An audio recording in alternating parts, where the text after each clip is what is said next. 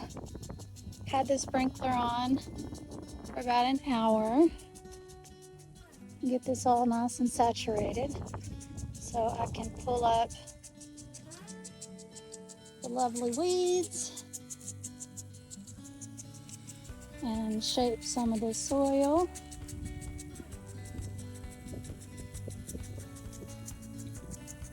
There's my lovely apples. And I do not have the appropriate shoes ever, but I'm gonna do it anyway. That's why all my shoes are yuck. Got my hoe, my shovel. That's really all you need. I didn't even have the hoe whenever I did the other one. So again, this is the plum purple fruit tree kill. Blackberries doing fine. Plum tree. Second plum tree. Volunteer wild onion. Second blackberry. So it's gonna be, I'm not sure what it's gonna be, the apple, but maybe something similar to this. I think I'm probably gonna have a walkway right here to go across. I'm not sure because that would take up some of my space, but I'm afraid I'll end up stepping in here if I'm trying to get to there. So I might do some stepping stones around. We'll see what happens there. But yeah, fixing to break ground and make this beautiful thing happen. First thing I gotta do is pick all the sticker burrs out of my shoes. So Tony bought me some cowgirl boots that don't collect stickers and mud, but I didn't know I was going to be coming out here to do this today. And I don't worry about having the wrong kind of shoes, because anything that I pick up in the bottom of my shoes, which this is because I walked in the sticker patch over there, anything I pick up in my shoes is just one less sticker my dogs are going to get, because I pick them out and throw them in the trash unless I drop them. Anyway, so yeah, don't mind that, and here we go. Okay, so I pulled a lot of weeds and grass around. If I was the apple trees, if I was going to do the figure 8 to match the plums.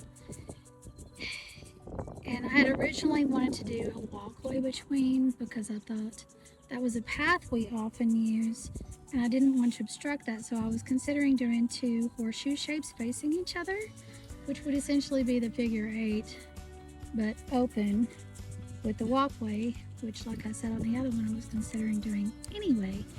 But I sat down for a minute and I was like, okay, let me consider this, because we had originally talked about this side of the house being a deck, and then Tony said that he might want to make it into a living room with a smaller deck.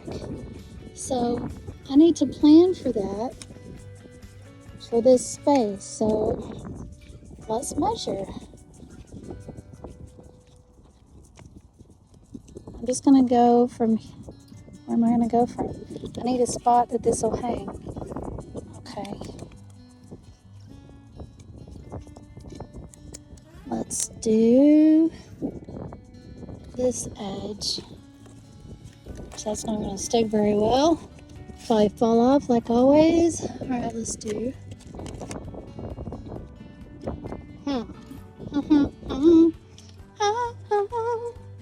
Let's do from this edge. Will you stay in the siding for me? Okay. Let's see. We are at 8 feet right there. Which if that was a deck, that would be plenty of space. But for a living room, 12 feet is about where this old tree stump is. 12 feet. Oh my gracious. So if it was 12 feet wide,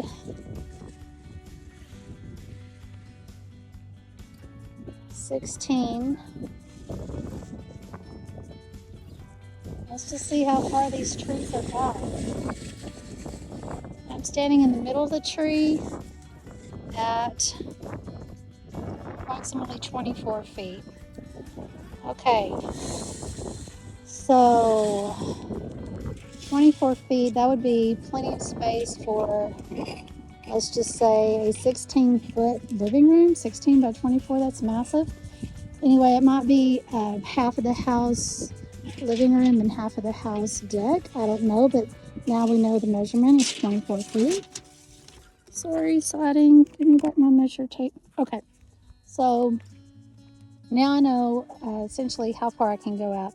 So let's just say it was a 16-foot room, which is pretty big, which is what we would want. So 16 plus 4 would be 20 to the edge of a deck if it was a 4-foot deck. So we only have 4 feet to work with from the center. All right, so that's about here. And that's if the deck came to the edge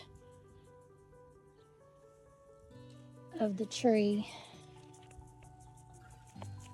So that's not a whole bunch of space. So now then, if I look, the center of the house is not the center of the wall. The center of the house is here. That is, or the center of the roof is there. The center of the house is over here. So if we were to have a complete, okay, so that's the bedroom. That is the kitchen. The kitchen is going to have sliding glass doors or the big wide opening to the new living room. So let's just say this is a living room and this is the deck. We could make a small living room. I don't know, but I'm going to go like, if we were going to walk out those doors, the pathway would be here.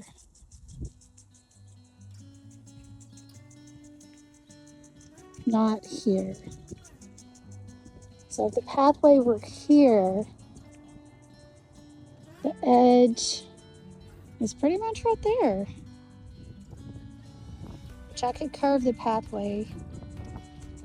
But I'm not moving the trees, that's for sure. So I'm just going to say, if we were to do a walkway, which right here is where the something was dragged.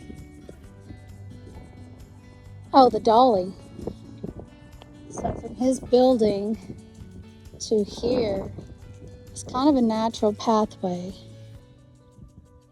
Also around this way. I know we've driven the truck through there some. So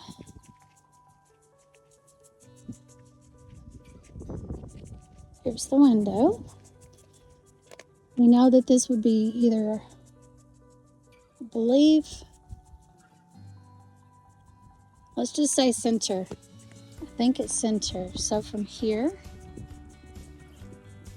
would be coming out. I would imagine steps would be over there to the pathway. So the edge of my bed, Pathway would go between those trees. I'm just going to make an executive decision and say no. This is a flower bed and the pathway goes over there. Now I will say, if the pathway is going over here, this is a sunny location. I wanted to do pumpkins and maybe a bed right here. So the pathway would be narrower. So yeah, this is perfect space for pathway. So that gives me a little bit more liberty to do more over here. So this would be the edge. Okay, all right. So how about 4 feet around? So there's that 4 feet. And this 4 feet.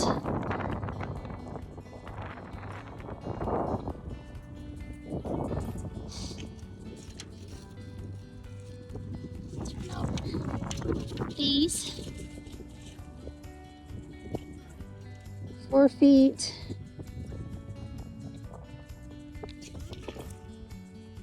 Okay.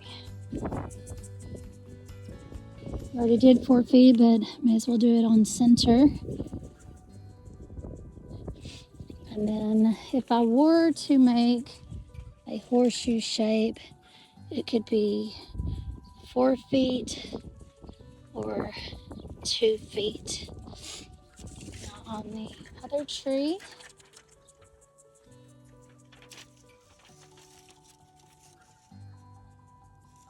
four feet.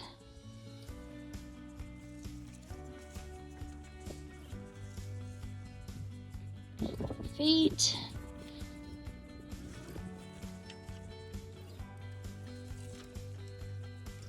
4 feet.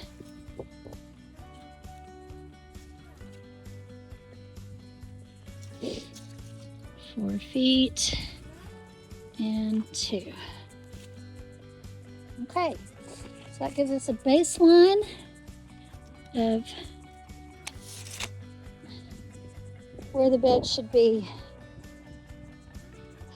So if I want a walkway between, it would have to be between those 2 spots.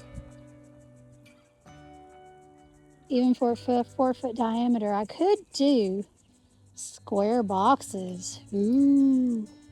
All right, well now I know what to consider. And there's a big possibility I'm not going to break ground today other than what I did with my finger, because it's getting late and I need to go to work, and I probably should consult Tony on what he envisions over here. But I think the 2 4-foot beds, square beds with an arch between, that might be nice. Okay, we'll see. Okay, so I did not make very much progress today other than to pull some weeds and realize that after watering for an hour, the topsoil is barely wet, which I knew it was really sandy, but it holds no moisture whatsoever. Enough for this weird funky grass to grow though, and the weeds. So I really feel like the cotton burr is going to help, and getting some fresh compost and stuff is going to help a lot. But I did decide on the square beds, and then I'll have the pretty arch going between it. So that'll be nice. And yeah, so I'll break ground soon and share that with y'all then. But for today, that's it, and I'll see you tomorrow. I pulled up some more boards and PVC pipe that we had to map out the area, and this is the design that I had come up with. Tony arrived and helped me turn over the dirt inside the beds, and we put more dirt in the front yard where we're going to have grass on that side. And this is how the day ended up. Our next door neighbor delivered the horse manure from next door. Tony turned all of the topsoil and the cotton burr and spread some of the horse manure on top of it, and he's raking it in.